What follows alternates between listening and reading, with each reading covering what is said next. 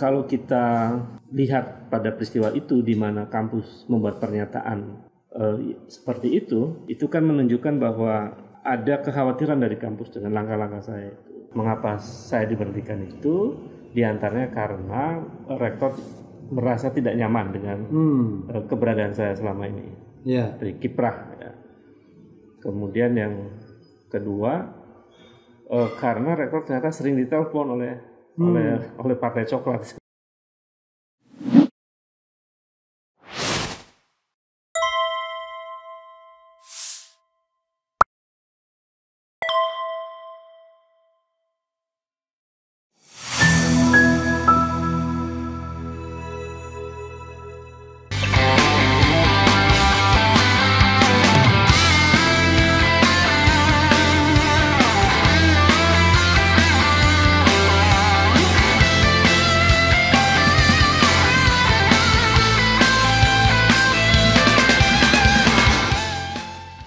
Assalamualaikum warahmatullahi wabarakatuh. Sobat RH sekalian, jumpa lagi kita di channel yang keren ini. Keren, Cadas. Ya, sahabat RH sekalian, saya bersama orang yang paling berbahaya di Republik ini. Namanya Ubedillah Badrun. Assalamualaikum warahmatullahi wabarakatuh, bro. Waalaikumsalam. Oke, jadi kalau kita tanya Ubedillah Badrun, ada kata kuncinya. 1 oligarki, 2 KPK, 3 Jokowi, 4 Kaisang, 5 Bobi Nasution, ya, dan Gibran Raka Buming Raka. Ya, bro, makasih ya sudah bersedia tampil di RH Channel kembali. Ya. Ada 3 kejadian. Kalau tidak salah, Anda mengumpulkan mahasiswa di kampus apa gitu ya? Kongres mahasiswa. Kongres mahasiswa. Yang kedua, kemudian Anda ke KPK sama beberapa aktivis termasuk Abraham Samad waktu itu ya. Setelah itu ada rombongan Abraham Samad. Beda waktu. Beda waktu. Oke, beda waktu. Menagih ke KPK, dan yang ketiga adalah akhirnya kita punya nasib yang sama, dibilang orang pecatan. Nah, saya mau terakhir dulu. Itu apa duduk persoalannya ya, ketika kemudian tiba-tiba heboh Anda dipecat dari kampus. Ini dipecat sebagai dosen, dipecat sebagai apa? Barangkali perlu diklarifikasi. Jadi tepatnya diberhentikan sebagai Kepala Departemen Pendidikan Sosiologi atau Koordinator Program Studi. Karena begitu saya tanya ke dekan, tidak ada penjelasan dari rektor. Yang penting Mas Ubed tidak lagi jadi korprodi gitu. Setelah dijalani berapa lama? 1 tahun, kurang lebih 1 tahun 3 bulan ya. Dan itu tidak ada masa jabatannya atau ada sebenarnya? Masa jabatannya dari 2023 mestinya sampai tahun 2027. Jadi harusnya 4 tahun ya? Iya, sebetulnya normalnya 4 tahun. Iya. Dan itu bisa karena pergantian status UNJ jadi PTNBH, sebenarnya tinggal memungkinkan dilantik lagi. Nah, saya lihat itu memang otoritas rektor. Iya. Otoritas rektor setelah rektor membuat peraturan baru.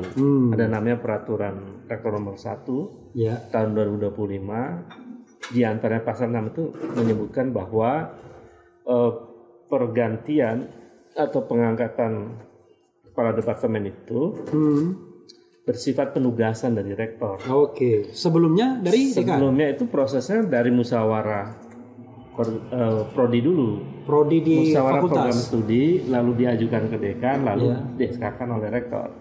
Jadi saya tuh produk dari proses bottom up. Dari proses dari prodi. Dan itu untuk periode tahun 2023 sampai 2027. Nah, duduk perkaranya kemudian menjadi rames. Sebenarnya kan pada awalnya saya katakan, saya kira ya ini otoritas rektor, dan saya terima apa-apa. Tapi saya katakan tuh bahwa cara-cara untuk melakukan pergantian jabatan dengan cara otoritas penuh rektor itu berpotensi adanya nepotisme, berpotensi kebijakan lahir dari like and dislike gitu. Lalu juga berpotensi pembungkaman terhadap sivitas akademika yang bersikap kritis. Nah, itu saya nafsirkan seperti itu di media. Tapi kemudian menjadi rame, ternyata di fakultas lain tuh juga muncul tuh perhatian terhadap apa yang disebut nepotisme itu. Jadi karena rektor mengangkat istrinya menjadi korprodi. Di salah satu program studi S2. Nah, itu jadi narasi saya tentang nepotisme itu sudah terjawab dengan informasi itu, dan itu dipublikasikan di medsos resmi kampus. Dipublikasikan bahwa si X menjadi karprodi. Iya, S2. S2. Dan itu ya kaprodi ya. Publik akhirnya tahu juga, ini pengumuman-pengumuman di media sosial. Jadi sebetulnya yang menjadi soal yang kemudian penting untuk diungkapkan itu sebetulnya adalah bagaimana rektor menggunakan otoritasnya yang bisa membahayakan kebebasan akademik atau academic freedom. Membahayakan kampus juga memungkinkan. Karena proses-proses yang otoritatif yang dimiliki oleh rektor itu kemudian meminimalisir adanya meaningful participation di situ. Jadi proses pengambilan keputusan, membuat aturan dan lain itu karena rektor terlihat begitu powerful, itu tidak terjadi itu proses dialog. Ada dua hal sebenarnya ya, pemberhentian dan kemudian pengangkatan istrinya, nepotisme. Tapi kalau Anda lihat ini masalah eksternal atau masalah internal? Saya kira masalah besar sebetulnya. Jadi ini yang kemudian menjadi penting karena ternyata kemudian belakangan kemudian saya tahu dari kolega bahwa mengapa saya diberhentikan itu diantaranya karena rektor merasa tidak nyaman dengan keberadaan saya selama ini dari kiprah. Kemudian yang kedua karena rektor ternyata sering ditelepon oleh Partai Coklat. Jadi kita sebut Partai Coklat aja. Partai Coklat. Ini kita nggak tahu Partai Coklat ini pembinaannya yang mana. Dan itu jurusan mana itu ya? Jurusan mana? Jadi ini perkara substansinya itu sebetulnya bukan perkara saya semata-mata karena diberhentikan, tetapi lebih kita melihat bahwa betapa represi dari pihak luar terhadap kampus itu begitu terlihat. Dan ini ternyata juga terjadi di kampus-kampus lain. Karena ini juga menjadi gejala umum, saya kira kita harus speak up. Agar kemudian membangun keberanian para cendekiawan di kampus untuk speak up. Jadi Anda melihat bahwa intervensi dari so-called Partai Coklat ini tidak hanya terhadap kasus Anda, tapi ada kasus di tempat lain juga ya? Ya, saya kira kalau informasi dari teman-teman di kampus lain itu, UI misalnya, di UI kan betapa kemudian pergantian dekan, pergantian korprodi dan lain-lain juga mengalami problem itu. Terus di Jogja juga sejumlah kampus di Jogja juga mengalami soalan di situ. Bahkan ada narasi yang sempat kirim pesan ke saya, di Jogja juga terjadi semacam fasisme otoritas gitu. Jadi ada fasisme akademik istilahnya. Jadi bagaimana kemudian kampus dipimpin oleh seorang rektor yang menerjemahkan PTNBH itu seperti dalam tanda petik ya, quote-unquote, itu miliknya. Apa tadi PTNBH, Perguruan Tinggi Negeri Berbadan Hukum. Itu kayak BHMN dulunya ya? Iya, dulunya BHMN. Lalu berubah menjadi PTNBH. Jadi tafsirnya tuh saya cermati terlalu jauh dari substansi dari institusi pendidikan. Ini yang lupa. Tapi seolah-olah itu membuat kampus lebih independen ya. Tapi ternyata tidak independen. Padahal justru itu pengkerangkengannya lebih dasar. Karena misalnya dia tinggal pegang rektor ya. Tidak hanya rektor, majelis wali amanat juga dipegang oleh kekuasaan. Jadi kalau frankly speaking seperti Pratikno pegang ketua wali amanat UGM. Iya, kira-kira begitu. Jadi sama juga di UI kan juga Menteri Agama kemarin kan, ketua MWA-nya. Di UNJ mantan dirjen dan ada wakil menteri juga di situ. Siapa? Wakil Menteri Mensesnek. Ada Juri Ariantoro. Itu alumni juga. Jadi Juri itu wakil Menteri Sesnek sekarang. Iya kalau nggak salah. Sampai kita lupa siapa. Jadi banyak sekali. Artinya di Majelis Wali Amanah di kampus-kampus juga ada tempat berkumpulnya orang-orang yang berjejaring kuat dengan kekuasaan. Jadi pintu masuk intervensinya lewat LWA, lewat rektor langsung, gitu.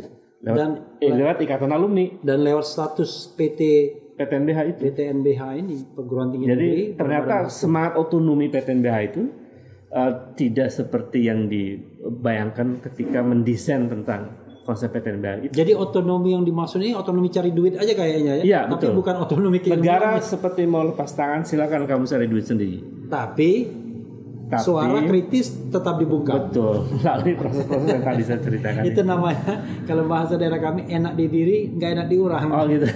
Enak di diri sendiri tapi nggak enak di orang lain. Anda melihat nggak ini ada kaitannya dengan dua aktivitas Anda yang terdekat, Kongres Mahasiswa sebelumnya, lalu sebelumnya juga Anda datang ke KPK nagih itu klan Jokowi ini kapan diprosesnya? Karena Anda kan yang pertama kali melaporkan itu. Jadi memang peristiwa sebelumnya itu ada indikasi sih bahwa saya sudah mulai tensinya naik, perhatian kampus terhadap aktivitas saya. Jadi ketika ada kongres mahasiswa di kampus yang di kampus Anda? Iya, yang menghadirkan 300 kampus itu dipantau ketat kita oleh aparat. Nah, Anda sebagai apa pada waktu itu? Pembicara sebetulnya. Bukan organizer. Bukan panitia gitu. Iya. Tapi saya pembicara. Yang panitia mahasiswa. Iya. Pembicara di situ bersama Profesor Hafid Abbas. Ada Bima Yudhistira, kemudian ada Bivitri Susanti.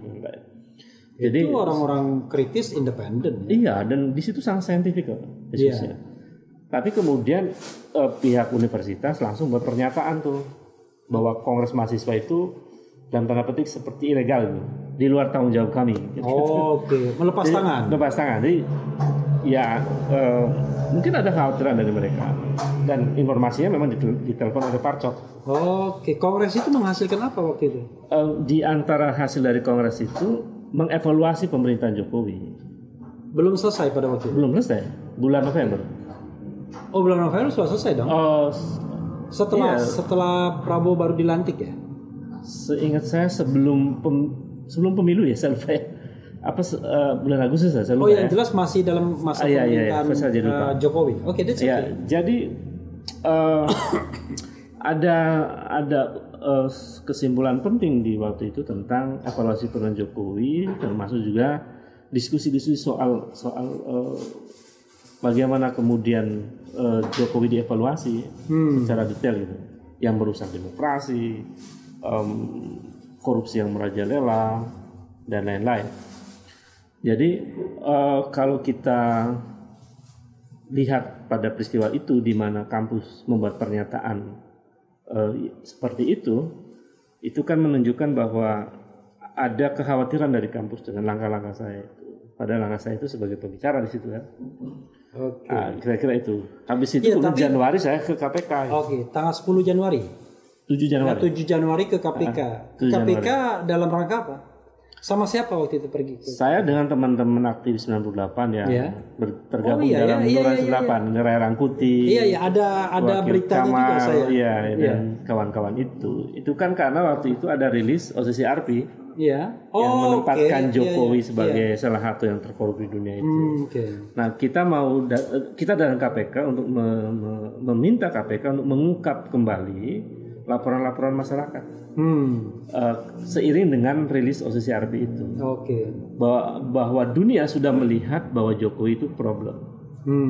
Jokowi itu ditempatkan sebagai presiden yang salah satu yang terkorup di dunia kan. Jadi kalau kita bicara sekuen waktu, Kongres Mahasiswa itu pada masa pemerintahan Jokowi. Iya, betul. Anda datang ke KPK pada masa pemerintahan Prabowo. Betul. Anda dipecat pada masa pemerintahan Prabowo. Betul. Apa yang mau Anda katakan ini? nothing different apa bagaimana? Sebetulnya Prabowo itu kan terang benderang mengatakan bahwa dia melanjutkan pemerintahan Jokowi ya. Kemudian kabinet Prabowo juga masih banyak orang-orang Jokowi gitu. Jadi sulit bagi kita untuk membedakan antara Jokowi dan Prabowo. Sampai saat ini ya. Kalau kita meskipun ada tanda-tanda Prabowo agak mulai menunjukkan diferensiasinya. Ada deviasinya. Tetapi bahwa melihat jumlah kabinet yang isinya banyak orang-orang Jokowi, kemudian kebijakan-kebijakan yang lain juga masih melanjutkan langkah-langkah Jokowi dan seterusnya. Saya kira ya bisa jadi bisa terbaca bahwa di Partai Coklat masih banyak juga orang-orang Jokowi. Oke, jadi kira-kira begitu. Anda ingin mengatakan bahwa pemberhentian Anda ini lebih banyak terkait dengan anasir-anasir Jokowinya ya. Iya. Dan ada kaitannya dengan aktivitas Anda yang menggugat Jokowi dan keluarga. Dugaan kuatnya ke situ. Interpretasinya ke situ. Nggak ada yang salah dengan analisis ya. Iya, interpretasinya ke situ. Kenapa? Karena narasi yang saya dengar dari kolega saya tentang rektor itu merasa tidak nyaman dengan aktivitas saya dan kemudian menginginkan saya untuk diberhentikan. Itu kan memungkinkan analisa menjadi kuat, ada korelasinya dengan intervensi upaya dari. Ini adalah sebuah gugatan ya yang mungkin Anda komentari. Kalau yang namanya dosen bekerja sama direkrut oleh negara membenarkan apa yang dikatakan negara boleh. Kan banyak sekali kan dosen-dosen yang jadi menteri, yang jadi dirjen, yang jadi sekjen boleh. Tapi dosen yang menegakkan marwah intelektualnya, ya kan? Kemudian ingin amar ma'ruf nahi munkar, menegakkan kebenaran, tidak boleh. Jadi yang boleh itu cuma berkolaborasi dengan pemerintah. Bagaimana Anda melihat ini dari sisi tanggung jawab akademik dan intelektual? Iya, saya kira kan kita paham bahwa intelektual itu bukan sekedar kerja-kerja yang administratif akademis. Siapa kalau nggak salah Noam Chomsky itu sempat bilang bahwa intelektual adalah to speak the truth, to expose the lies. Jadi bagaimana kemudian seorang intelektual itu punya tanggung jawab besar juga terhadap kondisi di luar dirinya, masalahnya untuk mengungkapkan kebenaran dan mengungkap kebohongan-kebohongan kekuasaan. Dan saya kira itu tanggung jawab intelektual seorang akademisi. Bahwa kemudian malah itu primary ya harusnya. Iya, karena kan kalau dia berkolaborasi dengan kekuasaan ya itu secondary aja ya. Karena itu di dalam undang-undang perguruan tinggi itu disebutkan bahwa kampus itu memiliki academic freedom. Kebebasan akademik ya. Ada otonomi keilmuan di situ. Jadi ada jaminan di dalam undang-undang perguruan tinggi itu bahwa akademisi itu punya kebebasan akademik di situ. Punya otonomi keilmuan untuk mengungkapkan kebenaran-kebenaran ilmiah. Tentu saja basisnya saintifik. Bahwa saya betul aparatus sipil negara itu kan bukan aparatus sipil penguasa. Jadi negara sama penguasa beda. Konteksnya itu negara. Negara itu ada rakyatnya tuh. Betul. Ketika negara itu kemudian arahnya menjadi belok atau jauh dari cita-cita besar Republik ini, ASN berhak dong untuk mengingatkan orang-orang yang membelokkan negara itu. Kira-kira begitu. Jadi itu sama dengan BUMN, bukan badan usaha milik pemerintah, tapi badan usaha milik negara. Betul. Jadi kalau Anda di BUMN dan pemerintah menyimpang, ya Anda berhak untuk bersuara. Ini kadang-kadang keliru tuh. Jadi saya kira karena kan sebenarnya kepentingan besarnya kepentingan negara kan, bangsa dan negara. Dan dalam negara itu ada komponen terbesar itu rakyat. Komponen terbesar. Bro, kita bacakan dulu ya. Tapi sebelum saya bacakan komentar-komentar, saya ingin tahu what's next. Apa yang akan Anda lakukan ya? Kan status Anda sebagai dosen tidak digugat ya. Sebagai ASN tidak digugat. Tapi apa yang Anda lakukan? Karena narasi yang Anda keluarkan itu oligarki dan lain sebagainya, itu narasi yang ngeri-ngeri sedap ya kan? Apakah seorang Ubedillah Badrun akan berhenti setelah dipecat atau diberhentikan? Atau akan terus untuk menyuarakan apa yang menjadi keyakinan sebagai tadi freedom, academic freedom of academic gitu ya. Silakan. Saya kira saya akan terus mengikuti nurani saya, akan terus mengikuti nalar akal sehat saya. Karena itu kemudian tidak bisa diberhentikan ketika kita melihat ketidakadilan, melihat bagaimana oligarki predator itu kemudian betul-betul dalam tanda petik ya merampok kekayaan negara gitu misalnya. Artinya ada ketidakadilan di tengah-tengah masyarakat dan lain-lain. Saya kira saya akan tetap bersuara. Karena kan jabatan itu kan sebetulnya di hadapan Allah itu kan tidak perlu dicari-cari juga. Karena kita bukan hamba kekuasaan kan. Dan saya teringat dengan ayat itu. Qulillahumma malikal mulki tu'til mulka man tasya. Dan seterusnya. Bahwa kekuasaan itu dipergikan oleh Allah. Ada saatnya kemudian ditinggikan, ada saatnya dihinakan. Jadi kita tidak perlu mati-matian juga untuk kekuasaan. Tapi kenapa ini kemudian ramai diungkap, itu sebetulnya kita ingin menyampaikan kepada publik bahwa ada persoalan di kampus-kampus ini. Jadi yang membuat kemudian publik bertanya-tanya, kenapa sih akademisi banyak yang diam gitu? Mengapa mahasiswa takut? Ini diantara problemnya. Dan ini harus dipecahkan. Jadi test case itu Anda itu sebagai test case saja kan, bahwa yang namanya intervensi terhadap kampus ini ternyata masih ada gitu ya. Ya betul. Dan itu harus dibongkar supaya kemudian teman-teman akademisi lain yang ASN juga kita mesti speak up, bukan karena kita ingin sesuatu yang berkaitan dengan kekuasaan tetapi lebih kita untuk menunjukkan kepada publik bahwa ketika rakyat sedang mengalami ketidakadilan, saya kira disitulah saatnya kaum intelektual untuk menyuarakan. Bahkan sebenarnya yang harus membicarakan itu ya rektor, dekan, guru besar.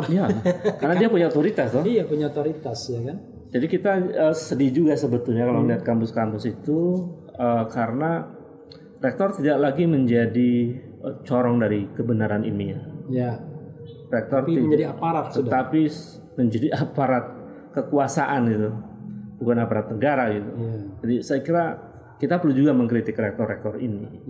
Dulu ketika reformasi 98 kita masih ingat tuh forum rektor dulu yang punya peran penting dan bersejarah untuk menata ulang Republik. Dan itu tidak bisa didinai ya. Jadi seolah-olah rektor hanya urusan administratif kampus. Sekarang di setengah bangsa ini sedang memasuki masa gelap demokrasi. Mestinya ini menjadi momentum kampus untuk menata ulang Republik ini. Dan ini harus disuarakan. Bayangkan kalau kemudian rektor diam saja gitu. Demokrasi makin rusak diam. Korupsi merajalela diam gitu. Padahal yang dia ajarkan di kampus itu tidak hanya ilmu tapi juga apa istilahnya? Value. Nilai ya. Ada nilai-nilai yang diajarkan. Kampus itu kan sebetulnya mengajarkan tentang kebenaran ilmiah. Keberpihakan pada kebenaran itu. Ada kejujuran akademik. Hal-hal sifatnya substansial tentang keadilan, kemanusiaan, objektivitas itu kan ditumbuh-suburkan di dalam kampus. Ketika kemudian di luar kampus kita melihat ketidakadilan, kita melihat praktek-praktek yang tidak objektif, yang tidak rasional dan lain-lain, saya kira mestinya secara otomatis begitu. Rektor, kampus bersuara. Gitu. Dan barangkali kalau karena mereka punya perlindungan akademik, ya harusnya mereka lebih terdepan kan? Lebih terdepan ya. Jangan hanya berharap pada aktivis partikelir. Betul. Yang tidak punya perlindungan, yang betul. Gitu ya, yang tidak punya privilege. Kalau ini kan punya privilege. Tapi ternyata makin diatur di undang-undang, makin punya privilege, makin nggak berani. Saya kira teman-teman kampus lain ini jadi momentum. Saya berharap untuk sama-sama speak up lah, bahwa tidak perlu juga khawatir tentang hal-hal lain karena kita dijamin oleh konstitusi. Ya dan jangan lupa ya, justru elemen-elemen kampus yang menggerakkan reformasi ya. Dulu Amin Rais kan dosen UGM, kemudian beberapa dosen perguruan tinggi bahkan mahasiswa juga turun gitu ya. Jadi Bang Refli, dulu ketika di masa kemerdekaan kan peran kaum cendekiawan luar biasa. Ya.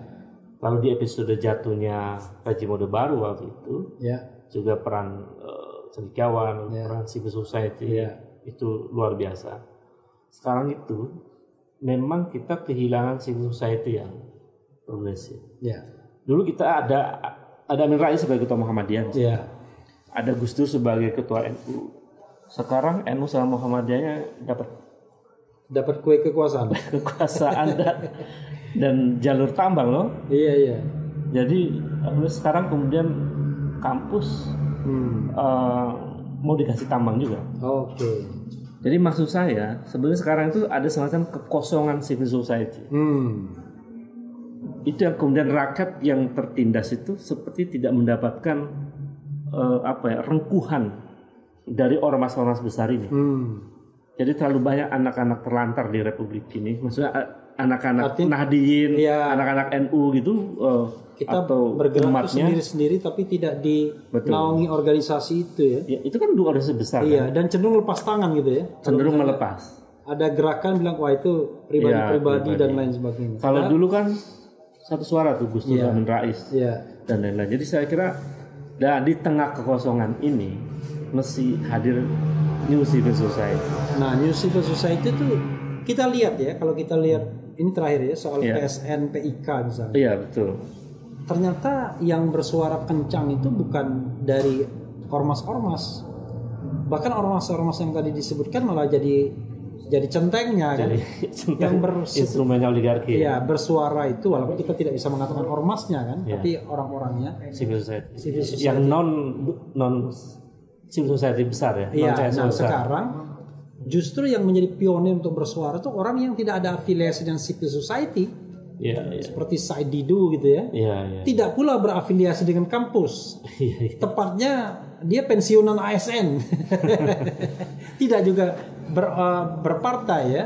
Ini kaitannya dengan kognisi kan. Artinya pengetahuan Said Didu tentang kiprah malang melintangnya oligarki itu sangat cukup untuk membuat dia punya modal melakukan perlawanan.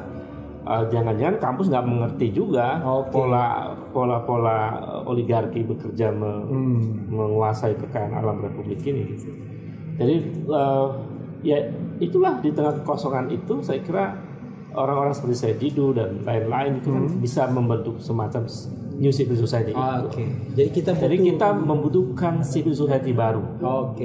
Yang tidak harus bergantung dengan struktur organisasi yang besar yang mapan, tapi saya kira dibantu dengan kondisi era digital memungkinkan sebuah gerakan baru untuk memperbaiki Republik bisa tumbuh dan berkembang. Jadi mereka secara individual barangkali cair, tetapi mereka diikat dengan isu atau ide yang sama ya. Iya, saya kira itu. Bro, silakan barangkali ada semacam closing statement. Dan barangkali beberapa catatan Anda mengenai the latest development ya, perkembangan terakhir bagaimana. Tapi sebelumnya saya tanya, apa sih cita-cita kita sesungguhnya? Kan cita-cita kita sederhana dan mudah sebetulnya ya. Pertama kita ingin rakyat ini yang jelata ya. Rakyat semuanya gitu merasakan kesejahteraan. Keadilan. Tegaknya kemanusiaan. Itu kan sederhana.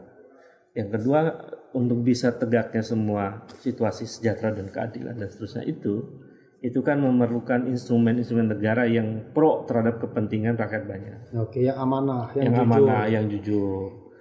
Dan itu memerlukan elit politik yang jujur dan bisa dipercaya. Nah, itu. Jadi sederhana. Kalau pemerintahan ini tidak koruptif, ya kan, melindungi rakyat, kita senang-senang aja, nggak akan teriak-teriak juga. Ya kan? Dan siapapun yang menjadi presidennya, silakan. Parcoknya siapa terserah. Apa susahnya sih tidak korupsi? sistem. Apa susahnya merawat demokrasi? Nah itu kelirunya karena mereka from the beginning bisa direkrut karena korupsi. Itu problemnya. Karena biaya politik mahal, maka ketika ada uluran tangan dari para cukong-cukong ini, walaupun langsung dan tidak langsung, mereka kemudian terrekrut dalam pemerintahan. Silakan, Bro, lakukan closing statement. Jadi saya kira di tengah negara yang seperti ini, di mana oligarki begitu menampakkan perilaku yang mungkin bisa disebut sebagai oligarki predator ya, dan termasuk juga demokrasi yang memburu, korupsi yang masih merajalela, memerlukan entitas kaum cendekiawan yang berani berbasis data dan argumen kokoh untuk speak up, untuk berbicara. Saya kira saya mengajak teman-teman akademisi yang lain untuk tidak takut demi kepentingan bangsa di masa depan. Dan tentu saja nggak bisa bergerak sendiri juga. Akademisi mesti bergabung dengan entitas civil society lain. Dan tadi kita perlu membuat civil society baru atau berjejaring lah di antara civil society yang ada yang sifatnya mungkin middle, menengah dan kecil, untuk bersama-sama untuk menyelamatkan Republik. Ketika kondisi Republik sudah seperti ini, tidak ada jalan lain kecuali kita bergerak untuk memperbaiki keadaan. Saya kira itu. Terima kasih. Jadi kita butuh new society, new civil society, dan ada juga sudah new medianya kan? Iya betul. Tidak konvensional lagi. Anytime kita bisa get closer dengan teknologi yang ada. Cuma pegang ini aja kita bisa berkomunikasi di wherever we go, ya kan? Betul. Whenever, wherever. Ya, saudara sekalian, itu dengan Ubedillah Badrun. Dan yang paling lucu adalah beberapa yang dulu sangat pro dengan Jokowi tiba-tiba menyatakan mereka bersalah dan kemudian sekarang balik mendukung Ubedillah. Ada beberapa kasih. Ya? Oh banyak. Ketemu minta maaf. Tapi saya kira kita terima kan. Sebagai kebaikan mereka untuk kembali ke jalan yang benar. Sama kemarin saya ketemu orang yang sangat pro Jokowi. Waduh, ternyata Mas Refli yang benar. Persis narasinya sama begitu. Selama ini kita tidak melihat, kita lihat kuman di seberang lautan tampak, tapi gajah di pelupuk mata kita nggak lihat ya. Jadi kesadaran boleh datang terlambat, tapi yakinlah ya bahwa kalau kita berjuang tidak dengan ingin mendapatkan sesuatu atau kekuasaan, uang misalnya, barangkali jalan tuh jauh lebih murni ya. Tapi kalau kayak pengen uang dan kekuasaan, sudah pasti biasnya. Orientasinya udah ini. Yang kita harapkan dari pemerintahan Presiden Prabowo ini hanyalah kasih room demokrasi itu, ya kan? Jangan main kriminalisasi, jangan main tangkap. Yang paling penting adalah, yuk kita adu konsep. Kalau kita salah, ya kita akan akui salah. Tapi kalau pemerintah atau penguasa salah, ya harus berani mengoreksi diri juga kan.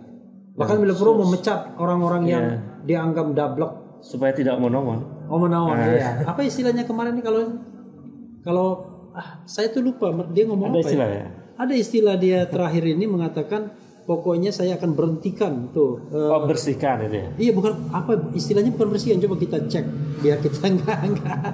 Diminta para pejabat untuk bersih diri. Kalau enggak saya bersihkan. Ya. Tapi ada juga dia istilah lain, dia ngomong apa ya? Saya kemarin angkat di live saya.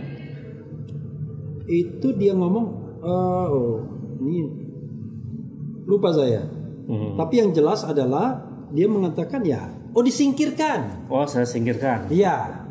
Akan mereka yang tidak berbuat bagi bangsa dan negara, punya agenda pribadi, dablek, akan disingkirkan. Itu narasi yang sangat gagah itu. Iya. Tapi baru bilang dengan bahasa pasif ya. Iya. Tinggal kita tunggu waktu. Kita butuh dia ngomong yang lebih strong lagi, akan saya singkirkan. Iya, betul. Tapi whatever it is, kita berharap kepada Pak Prabowo, presiden kita semua, untuk satu, tetap berada di jalan yang lurus. Kedua, jangan takut kepada mereka-mereka yang mencoba menggarong negara ini terus-menerus. Dan seolah-olah mereka yang akan menentukan hidup seorang presiden. Itu saja. Terima kasih Sobat Era semua. Dengan Ubedillah Badrun. Wassalamualaikum warahmatullahi wabarakatuh. Keren. Cadas.